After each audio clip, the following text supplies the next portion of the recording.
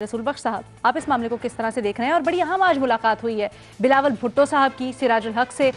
दो नुकाती एजेंडा, एक तो कहा जा रहा है कि वो दावत देंगे पीडीएम में शमूलियत की सिराजुल हक को, दूसरा कि वो यूसुफ रजा गिलानी की हिमायत मांगते हैं।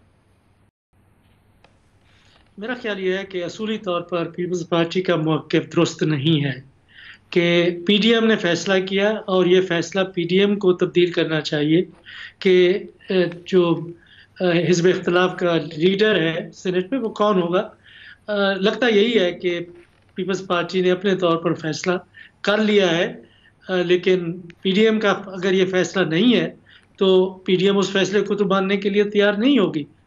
उनको सियासी असूल ये है, और अगर आपने इस जमहूरी इत्तेहाद को इकट्ठा रखना है, तहरीक चलानी है, तो पाकिस्तान पीपल्स पार्टी को अगर रिजर्वेशंस हैं किसी के नाम पे, तो और या इस बात पे कि देखें हमारा तो चेयरमैन सेनेट मुंतखब नहीं हुआ, तो हमारी भी कोई ना कोई हमें एमपी पोजीशन मिलनी चाहिए, तो उनको दोबारा पीडीएम के फोरम पे जाना चाहिए था। वहाँ ये डिबेट होता, डिस्कस होता, और जो भी पीडीएम का फैसला होना चाहिए था वो कबूल कर लेते। इस वक्त लगता यही है कि उन्होंने अपने तौर पर फैसला किया है, ये ज़ोर और ताकत की सियासत कर रहे हैं, असूल की सियासत हरगिज़ नहीं है। मुस्लिम लीग नून का मौक़िफ़ बिल्कुल इस मामले में दुरुस्त है, पीडीएम का भी दुरुस्त है कि अगर फैसले आपने मिलजुल कर करने हैं तो फिर आपको इकट्ठा रहना होगा।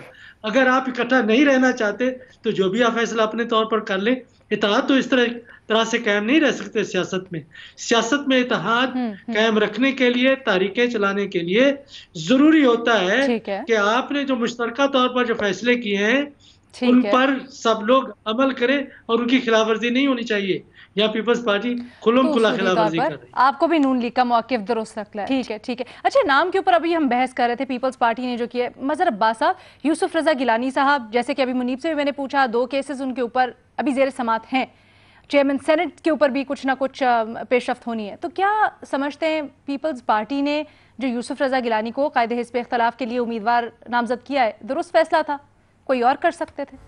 नहीं, दुरुस्त फैसला नहीं है। देखिए, लीडर ऑफ द अपोजिशन के लिए ज़्यादा, मेरा ख्याल है कि ज़्यादा इफेक्टिव लोग मौजूद हैं। अब जरदारी साहब को रज़ा रब्बानी हज़म नहीं होते, वो तो उनको सेनेटर भी नहीं बनाना चाहते थे, लेकिन अगर उनकी पूरी performance as a chairman senate देखें और एज ए सेनेटर देखें तो वो बहुत अच्छी परफॉर्मेंस है।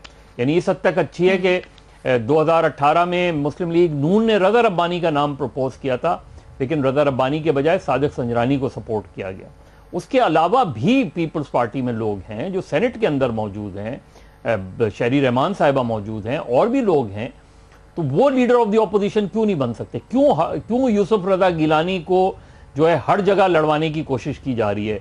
अभी तो हो सकता है कि कल उनकी बात दुरुस्त साबित हो जाए, पिटीशन, फिर क्या वो चेयरमैन सेनेट भी रहेंगे और लीडर ऑफ द अपोजिशन भी रहेंगे। यानी अजीब एक ही शख्स के गिर्द क्यों मुस्तिर है पीपल्स पार्टी यूसुफ रजा गिलानी पर? ये मेरी समझ में नहीं आ रही बात। अच्छा, ये समझ में नहीं आ रही बात, ठीक है जी। वो हो सकता है कि जरदारी साहब, मैं सिर्फ ये कह रहा हूं कि ऐन मुमकिन है जरदारी साहब के गेम प्लान में कुछ हो यूसुफ रजा गिलानी के लिए, लेकिन अभी तो यही तय करना है कि जो सेनेट का इलेक्शन हुआ था वो सही था नहीं था, चेयरमैन सेनेट का जो इलेक्शन था वो सही था नहीं था।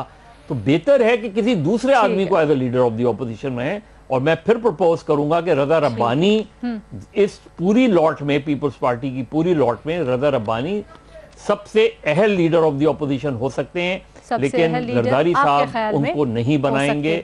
जरदारी साहब के लिए शायद अगली मर्तबा उन्हें सेनेटर बनाना भी मुश्किल हो। ठीक।